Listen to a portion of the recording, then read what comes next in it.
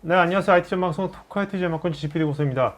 자, 요즘은 이제 많은 기업들이 점점 이제 AI 인프라를 뭐 작게건 크게건 지금 시도하고 있거든요. 그러면 우리가 이런 이제 AI 인프라 위에 있는 AI 플랫폼으로 어떻게 실제 기업의 문제를 어떻게 풀 수 있는 건지, 그러면 우리가 어떤 걸 고려해야 될 건지, 이런 얘기들을 사례와 함께 알아보도록 하겠습니다. 자, 오늘 게스트는요, 저희 왼편의 효성 인포메이션 시스템의 김영수 차장님. 네, 안녕하세요. 안녕하세요. 네. 정문정 차장님. 네, 안녕하십니까. 네네네. 자, 먼저 김 차장님, 네. 요즘 이제 AI 인프라 하면 빼놓을 수 없는 게 또 엔비디아 같이 따라오더라고요. 네, 네. 네네네. 근데 엔비디아 또 특히 DGX 서버 해가지고 DGX란 말이 함께 나오는데, 네. 왜 이렇게 엔비디아가 같이 언급되는 겁니까? 그 모든 기업의 최근의 화두죠. 그 AI를 업무에 적용해서 그 비즈니스 성과를 이끄는 게 이제 모든 기업의 이제 관심사가 되는데요. 그러기 위한 환경이 통상적으로 이제 그 GPU 연산 자원을 이용해서 AI 모델을 학습을 시켜서 네. 그 모델 기반으로 이제 비즈니스 예측 결과를 업무에 반영하는 이런 프로세스 환경에서 최근에는 데이터 과학자들이 엔비디아사가 만든 GPU 서버와 엔비디아사가 만든 쿠다라고 하는 네. 라이브러리 환경을 같이 이용해가지고 구현하는 게 어떻게 보면 표준으로 자리 잡게 됐고요. 그것에 대한 어떤 퍼포먼스나 성능을 최적화하기 위해서 엔비디아사가 직접 제조한 DGX 서버 그리고 쿠다 라이브러리 환경 그것이 같이 뭐 레퍼런스 모델처럼 전이가 되었기 때문에 그래서 대부분의 회사들이 엔비디아 DGX 서버 이렇게 이야기하고 있는 실정입니다. 자, 근데 그러면 엔비디아 DGX 서버만 있으면 될 것 같은데, 네. 오늘 이제 효성 인포 시스템에서 또 HGX 서버를 또 이제 오늘 얘기하실 거잖아요. 네네. HGX 서버는 또 뭐예요, 그건 또? 그러니까 뭐 엔비디아의 DGX 서버가 네. 엔비디아사가 그 CPU 세대가 변경될 때마다 출시하는 뭐 서버라고 한다면 GPU 네. 서버라고 한다면 네. 그 HGX 서버는 엔비디아사가 제조한 그 보드 일체형 GPU를 탑재한 전문 서버 벤더가 만든 GPU 서버라고 보시면 되고요. 네. 그 서버들은 엔비디아사가 그 직접 서티피케이션이라고 하죠. 인증을 해서 성능이나 뭐 기준을 충족하는 서버를 벤더들이 제공하고 있고, 대부분의 고객들이 이제 뭐 예산이 충분해서 그 고성능의 엔비디아사의 DGX 서버를 구매하실 수도 있지만, 어떤 경제적이고 비용 효율적으로 그 고객의 맞춤형으로 구입하시고자 할 때 충분히 그 HGX 서버, GPU 서버를 검토해볼 만한 것으로 추천을 드리고 있습니다. 네, 알겠습니다. 자, 그러면 이제 기업의 AI 프로젝트를 위한 이 AI 플랫폼은 어떻게 구성되어 있고, 이걸 좀 가성비 좋게 운영할 수 있는 방법은 무엇인지, 이런 얘기들을 한번 알아보도록 하겠습니다.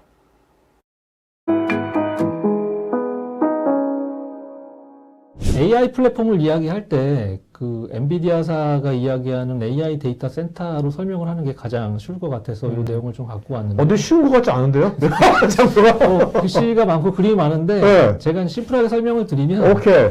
엔비디아사가 인증한 인프라, 뭐 GPU 서버 그리고 뭐 관련된 네트워크 장비들 위에 실제 시장에서 운영되고 있는 컨테이너 기반의 운영 환경 혹은 가상머신 기반에서 운영되는 환경을 구현을 하게 되고요. 거기 위해서 실제 데이터 과학자들이 사용하게 되는 개발 툴킷, 예를 들면 뭐 텐서플로나 파이토치 같은 툴 위에서 AI 모델을 만들고 만들어진 모델을 학습시키고 그걸 비즈니스 업무에 적용하는 이런 그림이 됩니다. 좀 단순화시키면 엔비디아사가 인증한 인프라, 거기가 뭐 DGX나 HGX 서버 그리고 저장 자원들이 있을 거고요. 거기에 OS, 리눅스 기반의 OS를 설치하게 되고 관련된 그 GPU 드라이버, 뭐 쿠다 라이브러리라고 하죠. 그리고 이제 인피니밴드 라이브러리를 설치를 하고, 그리고 딥러닝을 구동할 수 있는 그 라이브러리들, 많은 펑션과 메서드들이 있는 그런 조합들 위에 컨테이너 환경을 구축을 하는데, 여기까지만 구성을 하게 되면은 실제 모델을 학습하고 연산하는 데는 가능하지만, 시장에는 많은 기업들은 이것을 좀 더 쉽게 하기 위해서 대부분의 파스솔루션, 컨테이너 환경까지 같이 가져가고 있는 실정입니다. 이 형태를 구성을 했을 때 이제 인프라와 관련돼서 AI 플랫폼을 구성했다라고 말씀을 드릴 수가 있고, 그리고 실제 데이터 과학자들은 개발 툴 위에 모델을 만들어서 비즈니스에 적용하고, 궁극적으로 기업은 비즈니스 성과를 이끄는 그런 그림이 전체 AI 플랫폼이라고 이야기를 드립니다. 제가 단순하라고 제목을 썼지만 그래도 복잡하죠. 네네. 자, 여기서 궁금한 게요. 네. 요즘 워낙 뭐 쿠버네티스 컨테이너 잘 나가지 않습니까? 네. 그러면 이제 이거 파스할 때 이거 컨테이너로 하면 다 되지. 네. VM은 왜 필요한 겁니까? 컨테이너도 안 됩니까? 컨테이너로? 보통 저는 고객한테 기존의 업무 시스템이 가상화 기반에서 도입을 하지 않았던 고객이면은 컨테이너 기반에서 사용하라고 추천을 드리는데요. 저희가 만나는 고객들이 그렇죠, 이미 그렇죠. VM 기반의 클라우드 환경을 구축하고 있는 고객이면 그 그렇네. 틀 안에서 움직이기를 원하시는 고객들이 있기 때문에 저희는 두 가지 케이스를 다 고려해서 고객 요구사항과 기존에 도입한 환경에 적합한 시스템을 제안을 드려야 되기 때문에 요건에 맞게끔 다르게 제한이 된다라고 네네네. 생각하시면 될 것 같습니다. 오케이. 차장님, 그러면 이제 실제로 이제 많은 이제 그 필드에서 많은 이제 이런 AI 플랫폼을 이제 구축하거나 구축하려는 분들 많이 만나실 거 아닙니까? 네. 그럼 그분들의 고민들이 많을 텐데 네. 어떤 고민들이 있습니까, 그분들이? 제가 만난 고객들은 그 AI 플랫폼을 도입을 하고 나서 그 플랫폼 기반으로 그 본인들 기업에 맞는 비즈니스 성과를 도출할 수 있을지에 대한 고민이 1번이고요. 그를 위해서 실질적으로 구체적으로 고민해야 되는 항목이 세 가지가 있다라고 저는 말씀을 드리고 있습니다. 그건 그냥 성능, 비용, 관리적인 측면이 되겠고요. 성능은 관련된 그 자원들에 대해서 어떻게 성능치를 최대로 이끌지에 대한 부분이 되겠습니다. 이유는 기존의 전통적인 인프라 가지고는 그 AI 플랫폼의 모델 학습과 추론 성능을 따라갈 수가 없기 그렇죠. 때문이고요. 워낙 방대한 거니까. 네, 추가적으로 그 장비 자체의 성능도 중요하지만 장비 간의 I/O 성능이 매우 중요해서 그 I/O를 최대치로 이끌 수 있는 설정이 중요하게 됩니다. 두 번째는 비용적인 부분이 되겠는데요. 이것은 어떻게 자원을 효율적으로 쓸 수 있을지에 대한 부분이 됩니다. 이미 보유한 GPU 연산 자원 아니면 새로 도입하는 GPU 자원을 어떻게 효율적으로 데이터 사이언티스트들한테 배포해서 사용할 수 있게 하는지에 대한 부분과 아니면 흩어져 있는 GPU 자원을 대형 모델에 집중시켜 가지고 쓸 수 있게 해주는 부분이 매우 중요하고요. 추가적으로 모델을 연산하기 위해서 필수적으로 데이터가 필요하게 되는데 그 데이터를 고성능 저장 장치에 담기 위한 비용을 어떻게 절감할 수 있을지에 대한 부분에 대한 고민도 같이 필요하다고 말씀드리겠습니다. 세 번째 관리적인 측면은 AI 모델은 만들어 놓고 실제 비즈니스에 적용해서 사용하는 것도 중요하지만 지속적으로 관리 모니터링을 해가지고 개선하는 부분이 매우 그렇죠. 데이터가 자꾸 변할 거 아닙니까? 예, 환경도 변하고. 데이터도 변하고 환경도 변하기 때문에 알고리즘도 변경을 하게 되고요. 거기에 들어가는 GPU 연산 자원도 변하기 때문에 그 구성을 주기적으로 자주 바꾸게 되는데 그 변경이 자주 일어나는 플랫폼은 앞서 말씀드린 컨테이너 플랫폼이 그 파스 플랫폼이 필수적으로 필요하기 때문에 그 어떤 파스 플랫폼을 선택을 해야 되는지에 대한 부분을 같이 고민을 해야 된다라고 요새 그래서 그런지 말씀하신 그런 이제 파스 플랫폼들이 네. 요새 많이 나오는 것 같아요. 그래서 엄청 많이 나오고 네네. 있습니다. 근데 저희가 추천하는 플랫폼을 또 뒤에 좀 말씀을 알겠습니다. 드리려고 하는데요. 네. 네. 그래서 이 세 가지 고민 중에 그러면 저희 효성이 제시하는 AI 플랫폼 어떤 거냐 뭐 이런 질문을 지금 당장 하실 수도 있을 것 같아요. 보시는 그림은 좀 복잡하게 되어 있는데 제가 요거를 다 설명드리기보다는 좀 심플하게 말씀을 드리면 저장 자원, 네트워크 자원, 연산 자원을 활용해서 어떻게 데이터 과학자가 모델 개발에 집중할 수 있는 플랫폼이냐라고 봤을 때 성능적인 부분, 앞서 말씀드린 비용적인 부분, 관리적인 측면에서 효성이 제공하는 그 내용들에 대해서 좀 요약을 좀 해봤습니다. 성능적인 부분은 그 고성능 병렬 파일 스토리지와 네트워크 간의 연산 성능을 최적화하기 위해서 GPU 다이렉트 스토리지라고 하는 기술이 있습니다. 그 기술에 대한 구현, 그리고 비용적인 부분은 GPU 자원을 효율적으로 사용하기 위해서 GPU 가상화를 할 수 있는 방법이 시장에 뭐 아주 많이 있는데요. 뭐 VM웨어 기반의 뭐 VCS나 뭐 엔비디아에서 MIG나 그리고 제가 이제 뒤에 설명드린 컨테이너 환경에서 구축할 수 있는 방법이 있는데 고객의 업무 요건에 맞게끔 취사 선택해서 좋은 환경을 제공을 드리는 걸 효성이 하고 있고요. 관리적인 측면은 저희는 최근에 그 레벨업사와 MOU를 통해서 브레인드.AI라는 솔루션을 고객한테 강력하게 추천을 드리고 있는데요. 이 제품을 통해서 모델 개발을 하고 지속적으로 운영 유지 보수 관리하는데 어떻게 효율을 이끌 수 있는지에 대해서 좀 말씀을 드리고자 합니다. 저 레벨업 백엔드 AI가 보니까 올해 그 GTC 2022 엔비디아 네. 거기서 이런 MLOps 플랫폼 선정돼가지고 패널 토크에 나갔더라고요. 네, 세미나를 직접 했었고요. 그 엔비디아 DGX 레디 소프트웨어로 아시아 태평양 지역에서 최초로 등재된 솔루션으로 제가 알고 있습니다. 그럼 먼저 성능적인 부분 말씀드리면 성능을 위한 기본 조건이라고 제가 말씀을 드리는데 성능에 대한 설정에 대한 최적화 부분, 거기에 대한 필요한 GPU 연산 자원, 그리고 저장 자원, 이 세 가지가 아우러져야 최적의 성능을 발휘할 수가 있고요. 최적화 부분은 엔비디아사가 최근에 그 매그넘 IO라고 하는 기술을 이야기하고 있는데요. 거기에는 GPU 다이렉트에 관련된 기술들이 들어가 있는데 저희는 오늘 GPU 다이렉트 스토리지에 대해서 좀 말씀을 드릴 거고요. 네네. 두 번째 연산 자원은 그 아무 GPU 서버를 그 가져오신다고 성능을 최적화하실 수 있는 건 아니고 엔비디아의 NV링크라든지 NV 스위치를 지원하는 엔비디아사의 인증된 GPU 서버가 필요한데 저희 효성은 오늘 슈퍼마이크로사의 HGX 서버를 좀 말씀을 드릴 거고요. 마지막으로는 AI 업무 조언형 고성능 스토리지가 필요한데 그 고성능 병렬 파일 스토리지라고 하는 웨카 IO 기반의 효성의 HCSF라고 하는 그 스토리지를 좀 소개를 드리려고 하고 이 있습니다. 고성능 병렬 파일 그 시스템도 네. 아무나 쓰는 게 아니라 엔비디아가 딱 서티를 한 게 있는 거죠? 네, 그 사이트에 가시면 각 벤더별로 서티돼서 올라온 시스템들이 있습니다. 예, 그걸 보시고 선택을 하시면 되는데 저희 회사만이 가진 장점도 좀 말씀을 드리고자 합니다. 먼저 최적화와 관련된 부분은 제목을 AI 업무를 위한 익스트림 IO라고 제가 정리를 해봤는데요. 이건 이제 대형 AI 모델의 학습 성능을 위해서는 그 GPU 서버 성능과 저장 자원의 성능과 추가적으로 이 둘 간의 IO 성능의 최적화가 매우 중요합니다. 그래서 이제 NV링크를 지원하는 GPU 서버와 고성능 병렬 파일 스토리지가 연계가 되어서 구성이 되는 건데요. 보시는 그림을 보시면 매그넘 IO가 스토리지 IO, 네트워크 IO, 인 네트워크 컴퓨팅, IO 매니지먼트 이렇게 구성이 되는데 오늘 제가 여기서 말씀드리고자 하는 내용은 GPU 다이렉트 스토리지와 GPU 다이렉트 RDMA와 관련된 내용으로 이해하시면 될 것 같습니다. 보시면 쉽게 설명을 드리면 GPU 다이렉트 RDMA는 그 GPU 간의 네트워크 통신을 할 때 통상적으로 CPU와 CPU 메모리의 CPU 프로세싱을 가져가게 되는데요.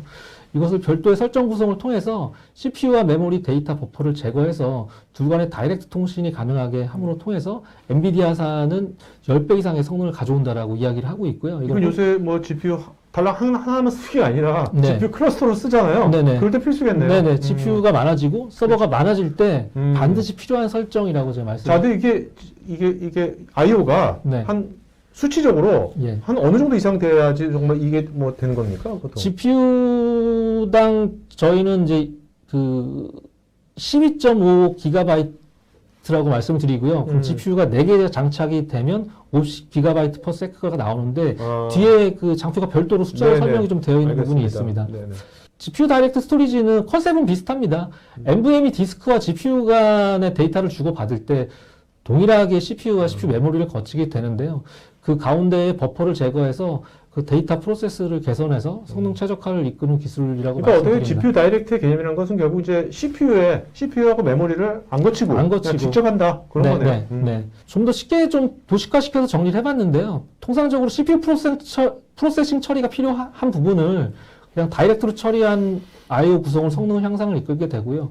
오른쪽에 있는 그림은 이제 웨카 IO 자료인데 인피니밴드 네트워크 카드 8개를 구성했을 때 서버 하나당 최대 80GB per sec의 고성능을 제공을 한다라는 그림이 되겠습니다. 그 뒤에 좀 설명을 드리면 두 번째는 이제 설정 부분 이후에 연산과 제가 저장 장치의 성능도 필요하다고 말씀을 드렸는데요. 기본적으로 IO 설정 구성을 하기 위해서는 서버가 기본적으로 갖춰야 되는 하드웨어 스펙적인 부분이 있습니다. 왼쪽에 보이는 화면은 그 엔비디아사의 HGX 서버인데요. 인증받은 슈퍼마이크로에. 예, 슈퍼마이크로에. 그래서 그 GPU가 보드 일체형으로 8개가 탑재되어 있는 구성이 되겠고요. 이 경우는 기존에 일반적으로 PCI 카드 슬롯에 GPU를 꽂아가지고 구성하는 GPU 서버 대비 10배 이상의 고성능을 가져온다라고 이야기하고 있고, 그 이유에 대해서 좀 말씀을 드리면, 오른쪽에 보이시는 차트표와 같이 PCI가 속도가 뭐 2자리 숫자인 것에 반해 엔브링크가 적용된 그 보드 일체형 GPU 서버인 경우에는 3자리 숫자의 성능을 가져오고 있습니다. 600기가? 900기가? 네. 와. 그 이유는 왼쪽에 보이는 서버 링크 수를 보시면 되는데요. 네네. 좀 쉽게 말씀드리면은 고속도로를 1차선으로 주행하는 것과 뭐 16차선, 12차선, 18차선으로 그 길을 넓혀놓고 전송하는 것에 대한 그 아키텍처 차이라고 보시면 되겠습니다. 대형 모델에 대한 연산, 그 좀 더 큰 학습 성능을 필요한 GPU 연산이 필요하면은 반드시 필요한 그 네. 하드웨어 스펙 사양이라고 이해하시면 될 것 그래서 같습니다. 보면 요번에 GTC 202에서 발표한 허퍼 아키텍처 엔브리앵크 4.0이고요. 예, 그게 어. 900GB per sec의 성능을 나타낸다라는 내용이 되겠습니다. 두 번째로 이제 저장 성능에 대해 좀 말씀을 드리고자 하는데요. 그 오른쪽에 보이시는 표는 그 스토리지가 그 NFS NAS인 경우와 그냥 NVMe 로컬 올프레시 구성일 경우에는 맥스 5GB/s의 성능치가 이제 리미트로 정해져 있습니다. 하지만 그 GPU당 요구하는 아까 질문 주셨던 요구 스펙은 12.5GB/s가 필요하고요. 이게 이제 4GPU 탑재의 경우에는 50GB/s의 데이터 처리가 필요합니다. 네네. 저희 효성이 제공하는 고성능 병렬 파일 스토리지인 HCSF는 82GB/s의 성능을 제공해서 요청 대비 훨씬 상회하는 성능을 제공하기 때문에 그 저장에서의 성능, 저장에서 데이터 송수신 간의 성능에서 버틀렉이 발생하지 않는 그런 인프라라고 이해하시면 될 것 같습니다. 그래서 이것 때문에 이런 이제 GPU 클러스터에서 이제 병렬 파일 시스템을 네. 이제 필수로 많이 사용하고 거네요. 있고 엔비디아사도 각 스토리지 벤더별로 서티를 해주고 있는 상황이다라고 생각하시면 될 것 같습니다. 효성의 HCSF의 특징을 좀 말씀을 드리면 아까 말씀드린 고성능 병렬 파일 스토리지는 요 가운데 있는 그림이 되겠고요. 여러 개의 서버에 NVMe 디스크를 장착을 해가지고 파일 시스템을 구성을 하는 거고요. NVMe 시스템이다 보니까 좀 약간 비용이 높기 때문에 저희 효성에서는 그 자주 사용하는 데이터는 요 윗단에 저장을 하게 되고 그리고 콜드 데이터는 아래쪽에 자동으로 티어링하게 되는 오브젝트 핫티어, 콜드 티어 해가지고 나눠가지고 하는 그 정책 기반으로 그 콜드 티어에 저장하는 구성을 제공하게 되고요. 그러니까 콜드 티어는 오브젝트 스토리지라는 네. 거니까.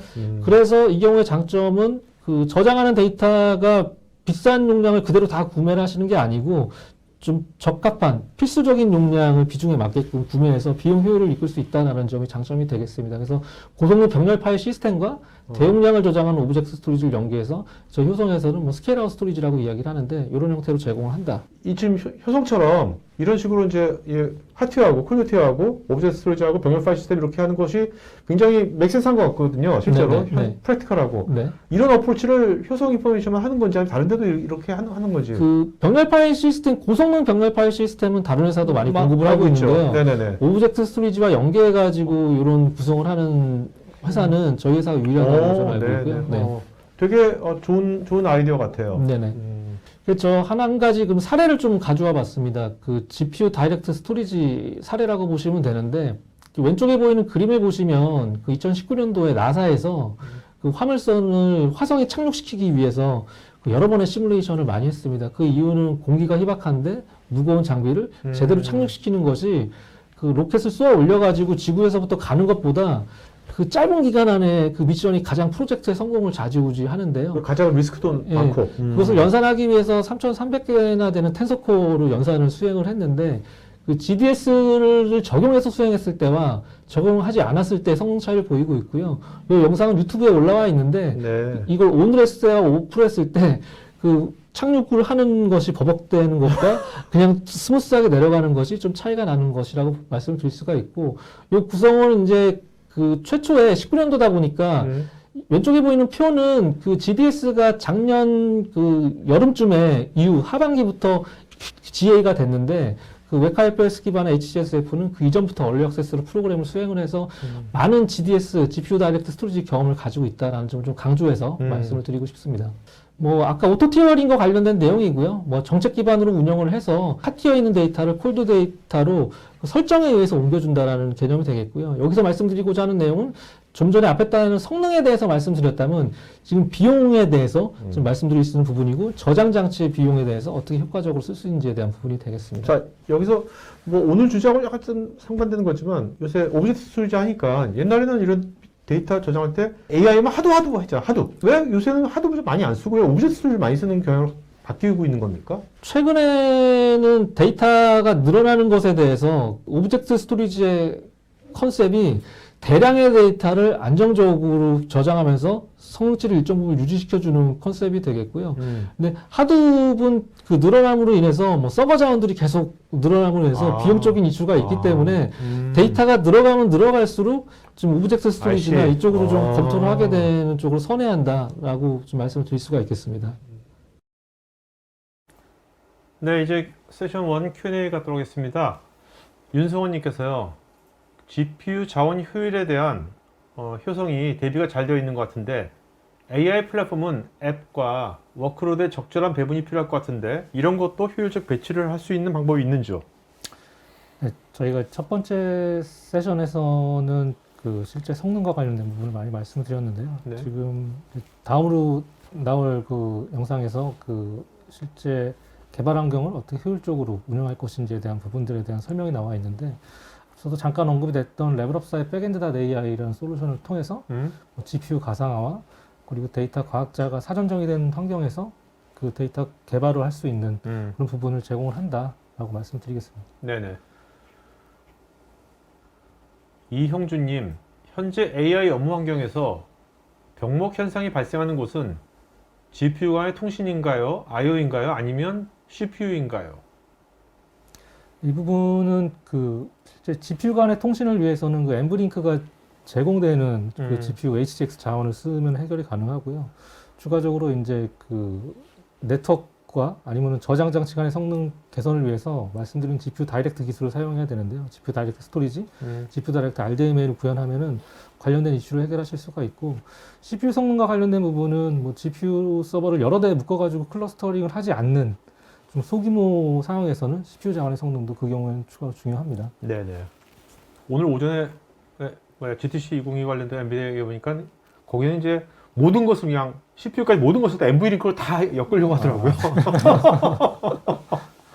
그래서 CPU도 새로 또 만드는 것 같고, 그죠? 네네.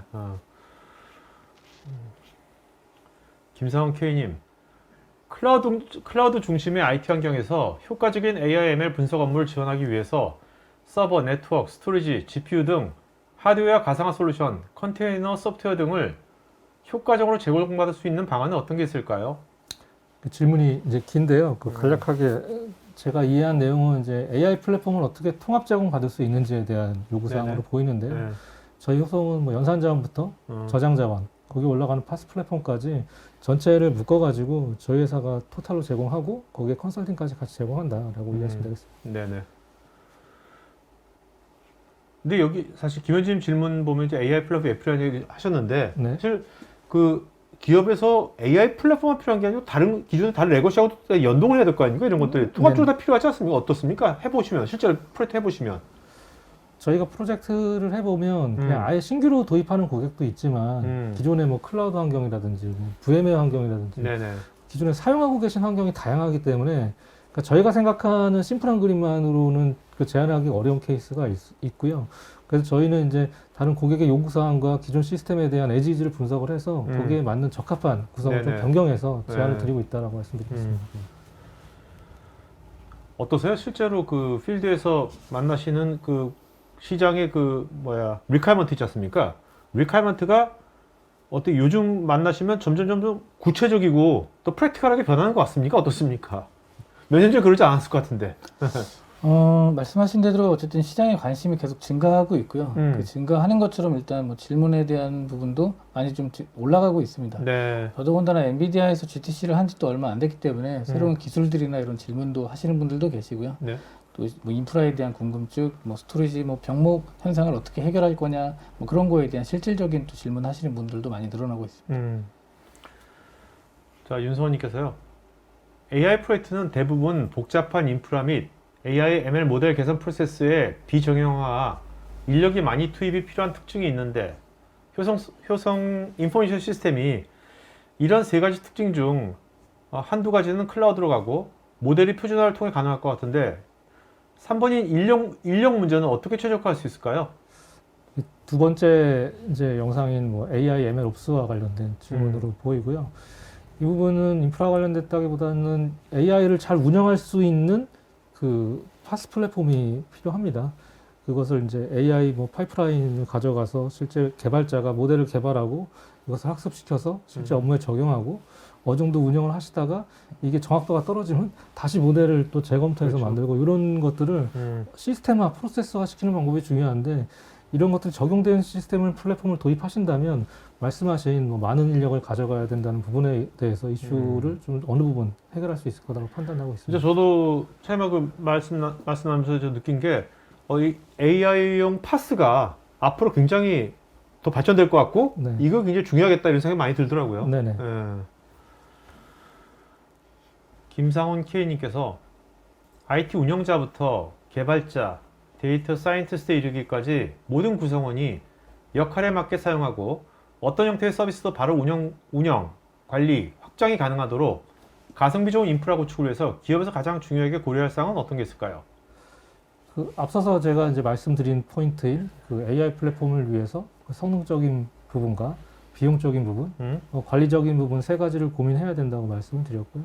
성능적인 부분은 엔비디아가 제공하는 뭐 매그넘 아이오나 GPU 다이렉트 기술을 이용해 가지고 어느 부분 해소하실 수가 있고, 그리고 비용적인 부분은 그 GPU 연산 자원을 어떻게 다수의 사용자에게 배분할 것인지, 네네. 아니면은 대형 학습 모델에 어떻게 집중시켜서 사용할 것인지, 추가적으로 그러면 저장 자원에 대한 부분을 어떻게 효율적으로 가져갈 것인지에 대한 부분에 대한 해결이 필요하다고 말씀을 드리겠습니다. 네. 자, 그 첫 번째 세션은 여기까지 Q&A 하도록 하겠습니다. 자, 두 번째 세션에서 여러분들 많은 질문하고 있는데 지금 그 사례라든지 뭐 운영 이슈 이런 것들은 바로 두 번째 세션에 있으니까 보시면 되겠습니다. 자, 김창님, 요새 보면 그 DevOps처럼 MLOps, AIOps 이런 말들이 많이 나오고 있거든요. 네. 뭐 AIOps가 도대체 한마디로 왜 필요한 겁니까?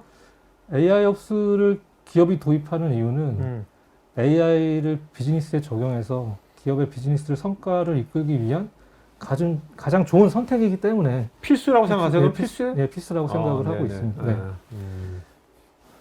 자, 그러면 여러분들 실제로 이런 AIOps가 지금 말씀하신 필수라고 하셨는데 도대체 어떤 가치를 주는 것인지, 또 효성 인포메이션 시스템이 실제로 이 AI 프로젝트를 어떤 것들을 분야별로 했는지 이 사례들 이런 것들을 같이 함께 알아보도록 하겠습니다. 화면에 있는 내용은 VMware 환경에서 GPU 자원을 효율적으로 쪼개가지고 쓸 수 있는 방법에 대한 내용입니다. 뭐 vGPU, VCS라고 하는 방법과 뭐 MIG라고 하는 방법, VMware가 인수한 비트퓨전이라는 네트워크 기반의 GPU 할당 솔루션이 있는데요. 이걸 지금 구체적으로 설명드리기보다는 이 내용을 가져온 이유는 저희 효성이 고객의 인프라 환경에 맞게끔 그것에 맞는 GPU 가상화 솔루션을 제공해 드릴 수 있다는 점이 되겠습니다. 장단점이 다 있기 때문에 어느 것을 도입하는 게 답이 될 수 없어서 저희가 그런 부분을 컨설팅을 통해서 제공을 드린다라는 점 말씀을 드릴 수가 있겠고요. 오늘 여기서 저는 이제 MIG가 가장 그나마 최근 나온 그 가상화 기술이기 때문에 좀 짧게 말씀을 드리면, 모든 GPU가 다 제공하는 것은 아니고요. 그 A100과 A30 GPU에서 제공을 하고 있고, 그것을 A100 같은 경우는 GPU를 최대 7개까지 분할이 가능하고 A30은 4개까지 분할이 가능하는데, 이거를 뭐 규칙 없이 쪼개는 것은 아니고요. 아랫단에 보이는 그 네모 박스에는 표와 같이 그 선택 블럭이 수직으로 겹치지 않는 한도 내에서 구성이 가능하고요. 그 컴퓨팅 리소스와 메모리 자원을 쪼개가지고 구성을 쓸 수 있다라는 점이 되겠습니다. 워낙 뭐 A100 자체가 워낙 빵빵하니까 네. 그걸 사실 분할해서 써도 네. 하나하나가 굉장히 빵빵하게 되는 거잖아요. 그죠? 네네. 네네. 그 GPU 자원 효율 중에 그 저희 효성이 제가 가장 강력하게 추천을 드리는 방법 중에 하나인데요. 서두에 말씀드린 레벨업사의 백엔드.ai라는 솔루션을 쓰시게 되면은 파스 컨테이너 환경을 쓰시면서 컨테이너 환경에서 VMware나 별도 엔비디아의 GPU 가상화 라이센스 없이 GPU 가상화 기능을 쓰실 수가 있습니다. 컨테이너 기반에서 GPU 스케일링이 가능하다는 말씀이고요. 이것은 이제 교육 추론 워크로드를 그 여러 데이터 사이언티스트한테 GPU 리소스를 공유할 수도 있고, 대형 AI 모델 학습을 위해서 분산되어 있는 GPU 자원들을 한 곳에 집중시켜 가지고 사용하는 방법이 가능하고요. 이게 가능한 이유는 그 랩업사가 자체 개발한 쿠다 가상화 계층으로 구현이 되어 있고, 이것은 대한민국, 미국, 일본 특허로 등록된 것으로 네. 알고 있습니다. 그래서 보시는 바와 같이 뭐 소수점 단위로 쪼개지는 것이 되고요. 이를 통해서 가장 큰 장점은 고객이 플랫폼을 검토를 하실 때 신규로 도입하신다면은 여러 가지 솔루션을 다양하게 조입해서 조합하는 게 아니고, 그 GPU와 저장 자원 인프라 위에 백엔드.ai 솔루션 단일 제품 도입을 통해서 전체 파스 플랫폼과 GPU 가상화를 같이 가져갈 수 있기 때문에 고객도 이해하시기 쉽고, 그것을 제공해서 설계하는 쪽도 이해하기 쉽고, 나중에 운영 관리하기도 쉬워지는 이런 장점이 있는 솔루션으로서 강력하게 추천을 드립니다. 그러니까 아까 MI처럼 무조건 이제 맥시멈 7분할 해가지고 이게 딱 그렇게 되는 것이 아니라 네. 컨테이너 레이어에서 그냥 네. 자유롭게 그냥 쓰면 되는 거네요, 그냥. 네네. 그것을 이제 그 관리 측면으로 자연스럽게 넘어가면요. 앞에 단에 이제 비용에 대해서 말씀을 드렸다면은 뭐 AI 업무를 위한 엔터프라이즈 클러스터 운영 시스템이라고 제가 설명을 드렸는데, 레벨업사의 백엔드.ai는 그 아시아 태평양 지역 최초로 엔비디아 DGX 레지 소프트웨어로 검증 등록이 되어 있습니다. 이것은 홈페이지 가시면 확인하실 수가 있고요. 추가적으로 말씀드린 GPU 분할 가상화를 제공을 해서 데이터 과학자와 AI 플랫폼 담당자가 효과적으로 연산을 하는 업무에 쓰는 게 가능해지는 플랫폼이다라고 말씀드리고, 추가적인 장점을 제가 이제 두세 가지 정도 더 적었는데요. 직관적인 사용자 경험이라고 말씀드리는 거는 그래픽 유저 인터페이스 기반으로 파스 플랫폼을 관리할 수 있는 환경을 제공을 합니다. 제가 아는 다른 플랫폼들은 뭐 일정 부분에 있어가지고 명령어 창이나 키인을 할 수밖에 없는 상황인데, 이걸 UI 환경에서 제공하는 게 가장 큰 장점이다라고 말씀드리고요. 데이터 개발자들이 사이언티스트들이 되게 좋아하겠네요. 네네. 하드웨어 뭐 저장 장치나 GPU 연산 장치와 성능 최적화를 위한 어떤 부분 솔루션 단에서 컴피그 부분을 할 수 있는 부분까지 개발이 되어 있는 것으로 알고 있고, 당연히 뭐 컨테이너 플랫폼이 가져가는 워크로드의 쉬운 확장 기능을 가져간 그 AI 업무를 위해서 최적화된 솔루션이다라고 추천을 드립니다. 뭐 다른 경쟁 제품과 기술 비교를 좀 해봤는데 좀 이걸 다 설명드릴 건 아니고, 제가 전 딱 보이는 게 저거 GPU 자본에서 GPU 예. 부분 공유 있잖아요. 예. 네. 저게 제일 중요할 것 같은데. 네, 보시면 어. 그 저희 효성이 레벨업사와 협업을 하고 결정한 이유도 이 부분에 있고요. 네네. 다른 경쟁 제품들은 컨테이너 환경에서 GPU 부분 공유가 안 되는 반면에 레벨업의 백엔드닷 AI는 그 GPU 부분 공유가 된다라는 점 말씀드리고, 뭐 관련된 뭐 AI 프레임워크의 파이프라인 통합이라든지 기타 다른 기능들도 있는데, 오늘은 이 부분을 좀 중점적으로 좀 말씀을 드렸습니다. 한 사례 이제 세 가지 정도 짧게 좀 말씀드리고자 하는데, 본 사례는 이제 전사 데이터 분석 체계 통합 저장소 사례고요. 통합 데이터 레이크로서 앞서 말씀드린 HCSF를 도입한 사례입니다. 윗단에 보이는 NVMe 기반의 고성능 병렬 파일 스토리지는 1펩타바이트로 제공을 했고, 밑에 단에 효성의 오브젝트 스토리지와 오토 티어링 기능을 통해 가지고 전체 데이터 레이크를 성능을 유지하면서 대용량을 가져갈 수 있는 구성으로 제안을 드렸고, 그러니까 이게 실시간 데이터는 이제 NVMe로 보내버리고 예. 밑에 있는 비정형 데이터는 오브젝트로 오브젝트로 보내버리고 보내버리고, 실제 클라이언트가 데이터를 볼 때도 뭐 이게 따로 떨어져 있는 것이 아니고 조회는 동시에 다 된다라고 보시면 되고요. 그래서 지금 현재 유저 수가 이제 1000명 이상이 되는 걸로 알고 있는데, 기업에서 필요한 저장 성능을 내기 위한 구축 사례로 자신 있게 말씀을 드리겠습니다.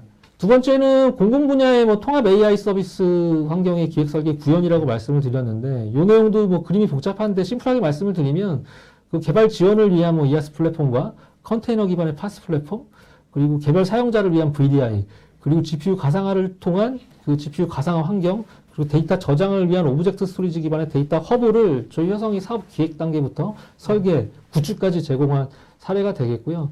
고객이 궁금해하던 부분들을 좀 가시화시켜서 명확하게 그림을 그려가지고 사업 종료까지 끌고 간 사례로 좀 자, 말씀드리겠습니다. 이 공공기관은 이걸 통해서 어떤 서비스랑 어떤 업무를 하려고 이렇게 한 겁니까? 이 고객은 스타트업 기업이 비즈니스를 하기 위해서 필요한 AI 관련된 그 플랫폼을 제공받는 것을 네네. 제공을 드렸고요. 스타트업 기업들이 뭐 AI와 관련된 기업들이 많기 때문에 그러한 인프라를 효율적으로 제공해주는 뭐 그런 시스템이라고 보시면 될 것 같습니다. 플렉서블하게 AI 그 인프라 리소스를 잘 배분해주고 네. 관리가 편하고 이런 것이 되게 중요했겠네요. 네네, 맞습니다. 그 마지막 사례는 효성이 제공하는 슈퍼마이크로 HGX 사례고요. 해외 연구기관이고 뭐 코로나 관련된 증상 연구, 자율주행, 그리고 언어모델 학습 업무가 주 업무였는데, 이 고객은 엔비디아의 P2P 기반 GPU 인프라를 원했고요. 그래서 저희는 AMD GPU가 8개가 탑재된 HGX A100 GPU 시스템을 제안을 드렸고, 앞서 말씀드린 뭐 NV링크, NV스위치가 dem을 통해서 고객이 기존 시스템 대비 20배의 성능 향상을 이끈 사례로 말씀을 드리겠습니다. 오늘 제가 이제 뭐 이것저것 말씀을 많이 드렸죠. 그런데 이제 저희가 효성이 접근하는 시장의 AI 플랫폼의 방향은, 통상적으로 AI 플랫폼은 인프라와 관련된 것과 관련된 소프트웨어, 그리고 컨설팅 서비스 영역이 있는데, 오늘 저는 이 인프라와 관련된 것을 주로 말씀드렸고요. 여기에 저희가 갖고 있는 내용들은 하드웨어 자원은 엔비디아의 DGX, HX 서버가 있고, 저장 자원은 히다치의 HCSF 시스템, 그리고 운영 시스템은 레벨업사의 백엔드닷 AI를 강력하게 추천을 드려가지고 이걸 묶어가지고 통합적으로 제공을 하고요. 여기에 저희 효성의 인프라 최적화 역량, 앞서 말씀드린 GPU 다이렉트 스토리지와 관련된 내용 부분들과 GPU 가상화 부분들, 그리고 추가적으로 VM 환경에서 도입을 검토하시면 VM과 관련된 클라우드 기반의 그 컨설팅과 구축 역량을 같이 묶어가지고 고객 요구사항을 듣고 거기에 맞는 적합한 AI 플랫폼이 효성이 통합 제공한다 라는 점을 좀 이해해 주셨으면 좋겠습니다. 네, 이제 Q&A 세션 갖도록 하겠습니다. 전인주님께서요, 레벨업 백엔드 AI의 GPU 분할 가상화 기능은 소수점 단위까지 분할이 가능하다고 하셨는데, 그럼 가장 작은 단위가 1000분의 1인지요? 뭐 가장 작은 단위는 얼마인지? 뭐 실제 가능한 단위는 GPU 하나를 1로 생각했을 때 0.1 단위로 해서 10개까지 가능하다라고 생각하시면 됩니다. 네, 알겠습니다. 김명환님, 효성에서 제공하는 AI의 경우는 컨테이너와 VM 모두 지원해 주는 건지요? 컨테이너는 앞서 말씀드린 그 레벨업사의 백엔드.ai 음. 솔루션을 통해 제공하고요. 고객 환경이 만약에 VM웨어일 경우에는 저희 또 내부에 이제 VM 관련해 가지고 전문 엔지니어들이 있기 때문에 관련해서도 VM 환경에서도 AI 플랫폼을 제공할 수가 있고, 뭐 두 개가 동시에 필요할 경우에는 별도 두 개 솔루션을 융합하거나 또 VM웨어사가 제공한 뭐 탄주라는 솔루션까지 검토를 해가지고 저희가 어프로치 하고 있습니다. 네. 김현진님, AI 플랫폼이 클라우드 환경에서 AI와 머신러닝 모델 설계 및 훈련을 원활하게 실행할 수 있도록 복잡한 설정 없이 사용할 수 있도록 지원하는지 궁금합니다.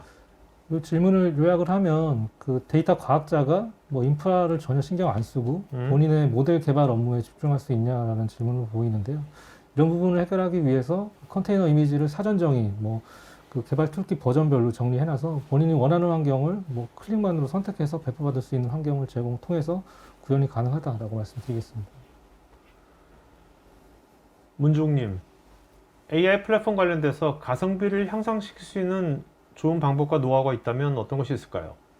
그 앞서 세션에서 말씀드린 그 비용적인 측면에서 중요한 그 GPU 연산 자원을 어떻게 효과적으로 쓸 수 있을지에 대한 내용과, 그리고 모델 연산을 위해서 필요한 데이터를 어떻게 고성능 저장 장치에 효율적으로 저장시킬 수 있을지에 대한 방법, 고성능 저장 장치는 뭐 핫티어, 콜드티어로 구분해 가지고 데이터를 저장하는 방법을 말씀드렸고요. 이 두 가지 부분 외에 좀 추가적인 고객 상황에 따라 가지고 저희 효성이 가이드 드릴 수 있는 내용이 있으면 직접 그런 에지이즈를 분석을 해 가지고 추가적인 가이드를 드릴 수 있겠습니다. 이용준님, 국내 업체 실제 적용 사례도 들어주시면 감사하겠습니다. 뭐 아까 우리 세 개 얘기했잖아요. 네, 네네. 얘기했습니다. 뭐 저장 자원 같은 경우는 제조업종에 앞서 말씀드린 내용이 있고요. 그리고 공공 부분에는 뭐 통합 AI 플랫폼을 저희 기획 설계한 사례 말씀드렸고, 세 번째는 그 에지잭 서버 사례는 뭐 글로벌 사례로 소개를 드렸었습니다. 양정수님, 효성의 AI 솔루션에 가는 가장 차별화된 점은 무엇일까요? 효성의 AI 솔루션이 가지는 가장 차별화된 점이라면 어쨌든 저희는 GPU 인프라, 스토리지, 그리고 통합적으로 매그넘 IO를 통한 어쨌든 IO에 대한 성능 개선, 그리고 파스 기반의 어떤 컨테이너 환경을 제공함으로써 고객이 고민하지 않고 AI 통합 플랫폼을 구성할 수 있다, 구축할 수 있다라는 차별화된 점이 있다고 말할 수 있습니다. 네.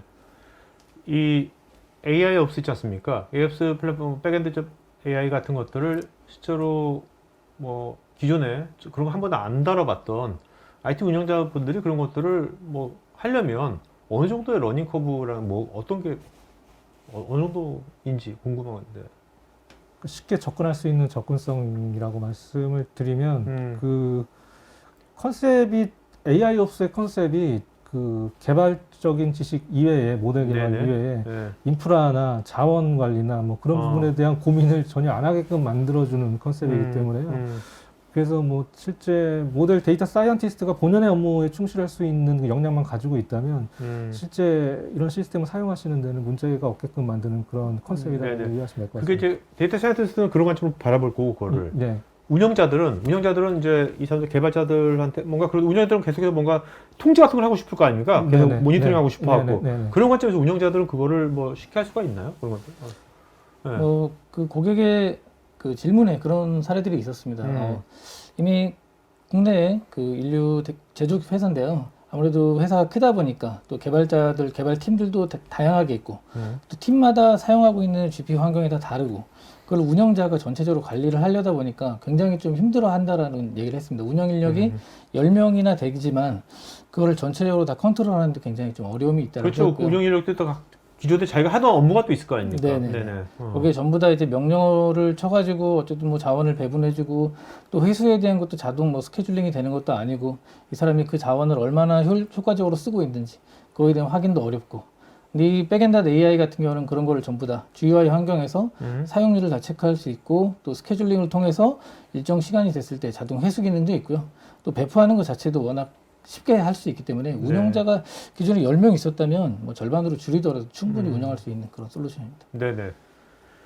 자, 그러면 이제 실제로 우리 이제 세 번째 세션은요, 이제 실제 요 아까 HGX 서버 있지 않습니까? 그 슈퍼마이크로 기반의 HGX 서버에 대해서 알아볼 텐데요. 정사님, 네. 그 HGX 서버 하는 그 GPU 서버가 여러 종류가 있을 것 같은데, 네네. 효성은 왜 슈퍼마이크로 GPU 서버로 선택해가지고 그걸 하시는 거죠? 이유가 뭔가요? 그 대규모의 GPU 팜을 구성하기 위해서는 네네. 그 GPU 다이렉트 스토리지라는 기술을 반드시 좀 써야만 합니다. 그렇겠죠. 네트워크 성능이나 스토리지 I/O에 대한 해결을 해야 되는데 음. 저희 효성 인포메이션 시스템이 그 고성능 병렬 파일 시스템 웨카 I/O가 탑재된 그 스토리지를 공급하고 있고요.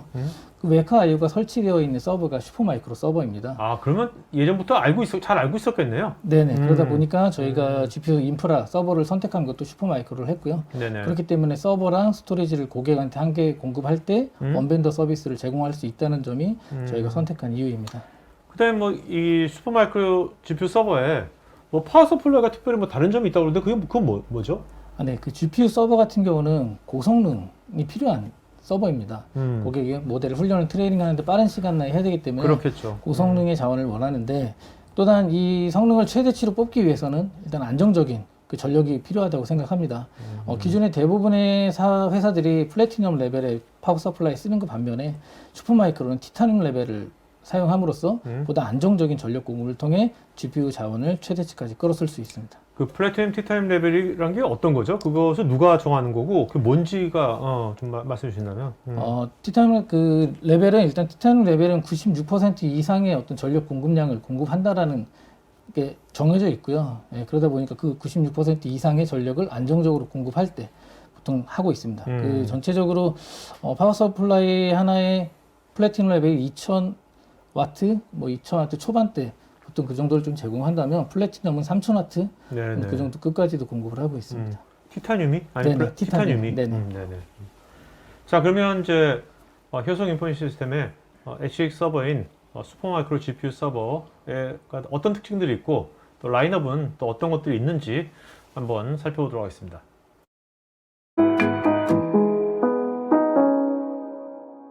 차장님, 그 이번에 GTC 2022에서 네네. 엔비디아에서 A100 말고 그 후속 모델 H100이 나왔지 않습니까? 네네. 네. 오늘 한번 그 A100하고 H100하고 좀 약간 딱 비교해 주시면 이해가 빠를 것 같거든요. 먼저. 네, 알겠습니다.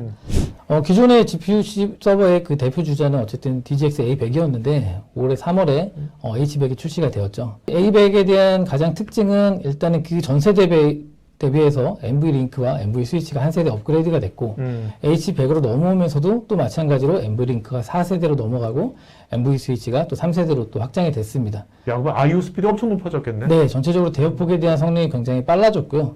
NV링크 같은 경우는 기존의 대역폭이 600기가에서 900기가 H100에서 네네, 900기가 바이트 per sec로 넘어갔고요.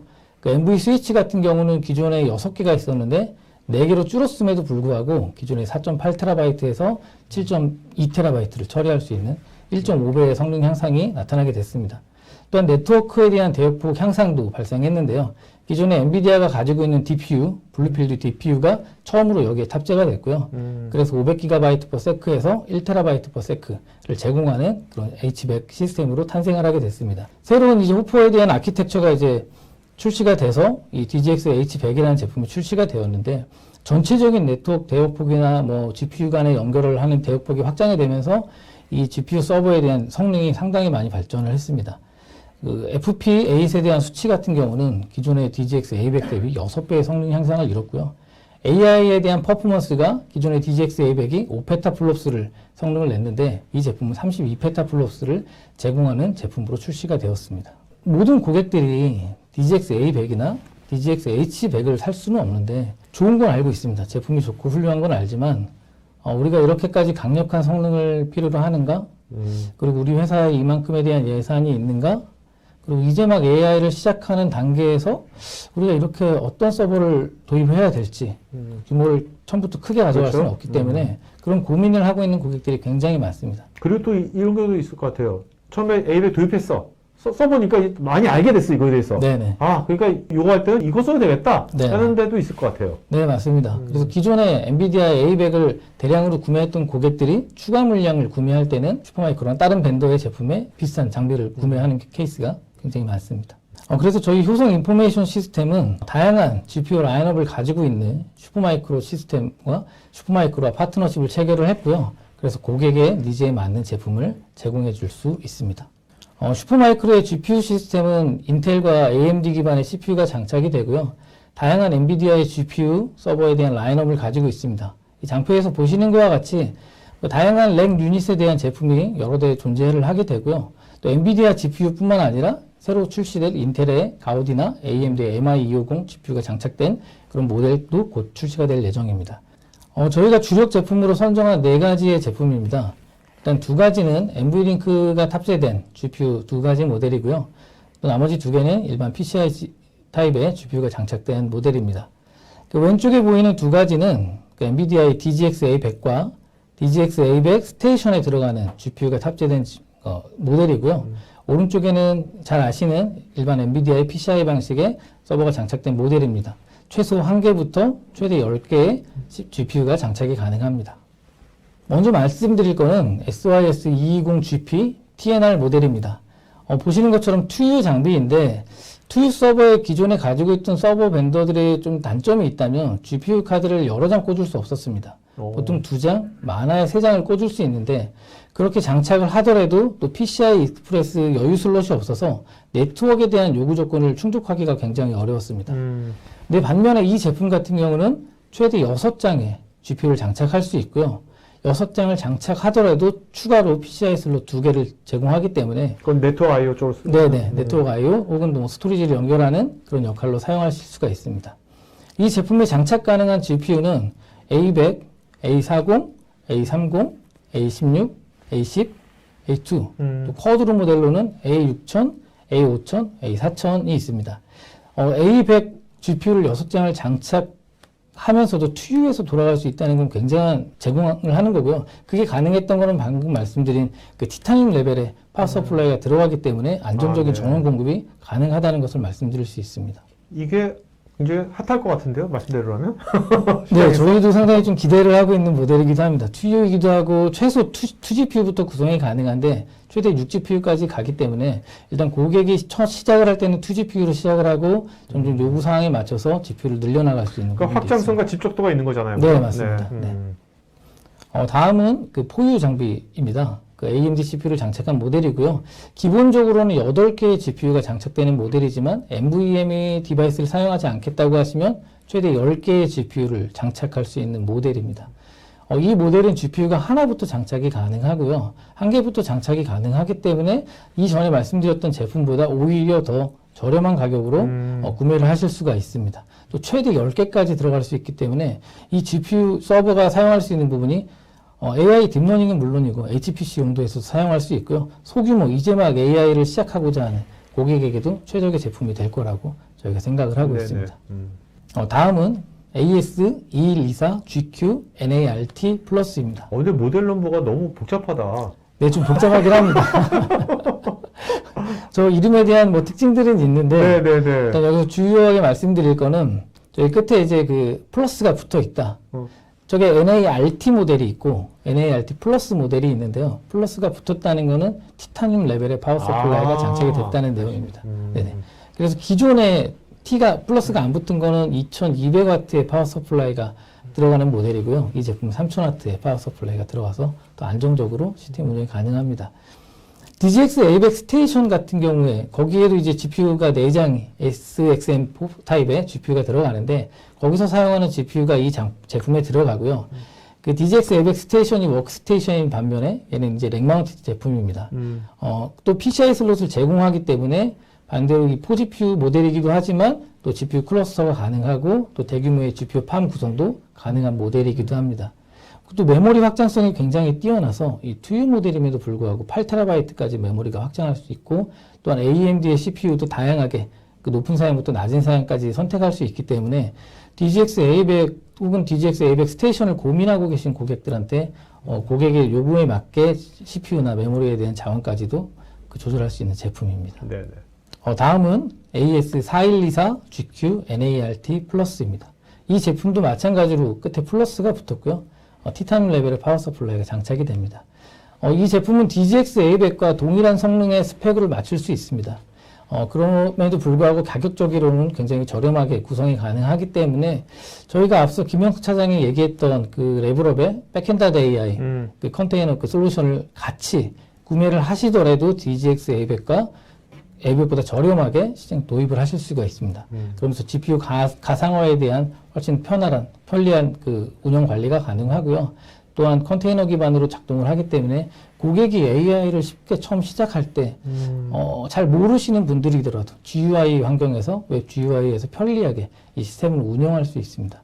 앞서 말씀드린 그 2124 GQ와 마찬가지로 CPU와 메모리의 선택이 굉장히 용이합니다. 그러다 보니까 DGX A100과 동일한 스펙을 맞추셔도 되지만 우리는 더 강력한 컴퓨팅 파워가 필요하다 하시는 분들은 CPU 파워를 또 놀리셔도 되고요. 또 메모리도 더 용량을 늘려서 가져가실 수 있습니다. DGX 같은 경우는 최대 확장이 2TB인데 반해서 얘는 8TB까지 제공하기 때문에 전체적인 컴퓨팅 파워 성능을 더 끌어올릴 수가 있습니다. 그럼 말씀 들어보니까 이게 슈퍼마이크로 GPU 서버들이 이제 CPU, 메모리, 뭐 슬롯 이런 것에 대한 어떤 유연함이 네네. 굉장히 좋네요. 네, 맞습니다. 이 제품 같은 경우는 기본적으로 그 뒷면의 모습을 보시면 PCI 슬롯에 아무것도 채워져 있지가 않습니다. 그 DGX A100 같은 경우는 풀옵션으로 장착이 된 머신이거든요. 그러다 보니까 우리가 한 대만 쓰더라도 인피니밴드 카드가 8장이 다 장착이 되어 있어서 불필요한 비용을 또 내야 되는 또 상황이 생길 수 있는데 이 제품은 굳이 한 대만 쓸 때는 인피니밴드에 대한 그 추가적인 비용이 발생하지 않아서 비용을 더 세이브할 수 있는 부분도 있습니다. 그래서 만약에 클러스터 구성을 하겠다, GPU 팜을 만들겠다, 그럴 때는 인피니밴드 카드를 장착해서 구성을 하시면 됩니다. 오늘 들어보니까 슈퍼마이크로 GPU 서버가 굉장히 플렉서블하고 네. 확장성도 좋고 가성도 좋은 것 같은데 기업체에서는 이런 게 있을 것 같아요. 근데 이거 자 도입하고 나서 유지보수나 지원은 어떻게 되는 거지? 그 관점 좀 말씀해 주신다면. 네. 슈퍼마이크로에 대한 기술 지원은 저희 회사에서 전부 다 제공할 예정이고요. 앞서 얘기했던 그 HCSF 스토리지에 대한 거기에 웹가이어가 올라가는데 거기에 올라가는 서버 또한 슈퍼마이크로로 공급이 됩니다. 그래서 저희가 GPU 서버와 스토리지를 같이 제공하면서 거기에 대한 원벤더 서비스를 저희가 제공할 수 있다는 점이 또 강점일 수 있습니다. 네, 세 번 세션 Q&A 갖도록 하겠습니다. 전영진님께서요. 혹시 MIG 기능을 제공하지 않는 GPU를 활용할 때에도 레벨업 백엔드.ai에 GPU 분할 가상화 기능을 사용할 수가 있는지요? 네, 사용 가능합니다. 그 레벨업 백엔드 AI는 MIG를 제공하는 GPU도 사용할 수 있고 제공하지 않는 GPU도 사용할 수 있습니다. 네. 권현정님, 제조업에서 AI 플랫폼을 적용하시는 분야와 그에 따라 준비할 것은 무엇이 있을지 궁금합니다.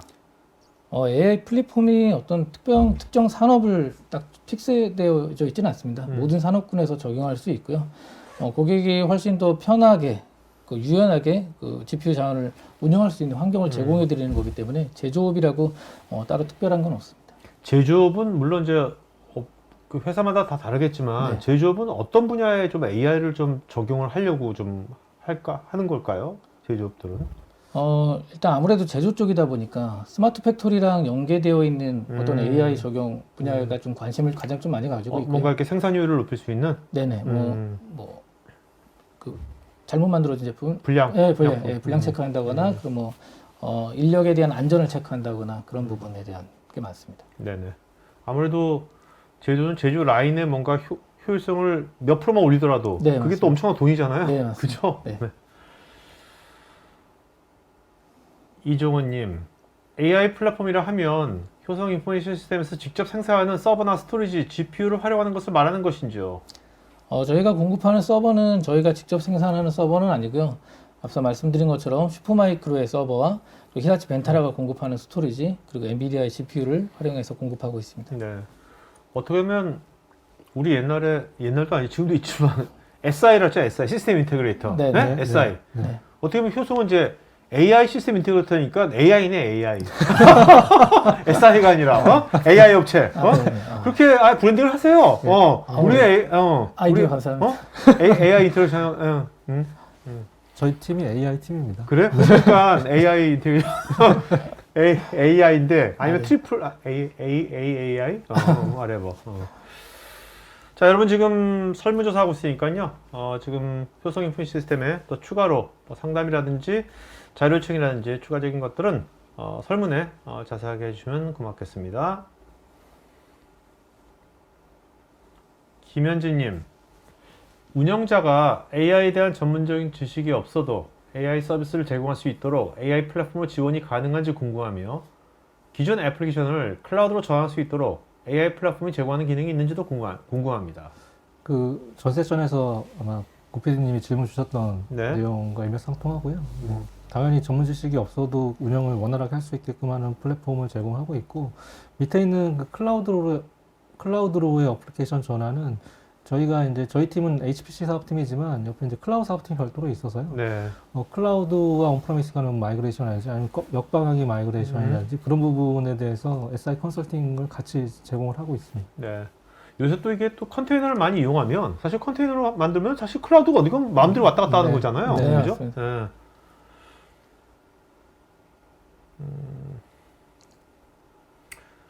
김명환님, 티타늄 레벨의 전력이라고 하면 결국 많은 전력을 사용할 것 같은데 이런 경우에 결국 데이터 센터의 운영 비용 증가로 이어질 것 같은데 DGX 서버의 전력 소모 및 발열량을 줄이기 위해 적용된 기술이 무엇이 있는지 궁금합니다. 파워 서플라이가 티타늄 레벨이라고 해서 플래티넘 레벨의 파워 서플라이를 쓰는 것보다 서버 네. 전체가 쓰는 그 전력량이 증가하는 것은 아닙니다. 전력의 효율이 좋아지는 거죠? 네, 맞습니다. 파워 서플라이 하나가 감당할 수 있는 전력량, 최대 전력량이 증가하는 거기 때문에 GPU가 급격하게 많은 성능을 요구할 때 파워 서플라이가 안정적으로 네네. 다운되지 않고 돌아갈 수 있는 걸 말합니다. 알겠습니다. 다운되기도 하나 보죠, 그게 막? 네네. 실제로? 네. 이영주님, 제공되는 시스템은 주문형 방식으로도 제공이 가능한지요? 아니면 정형화된 모델 형태로 제공되는지요? 슈퍼마이크로 서버는 어플라이언스 형태의 제품이 아니기 때문에 정형화되어져 있지 않고요.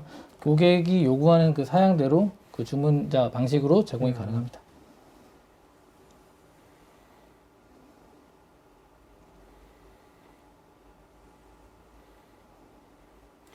자, 그러면 여러분 지금 설문하고 있으니까 설문해서 마저 해주시면 좋겠고요. 자, 그 다음에 자, 실제로 그러면 오늘 이게 뭐 어떤 많은 분들은 또 이럴 거고 고객도 이럴 거거든요.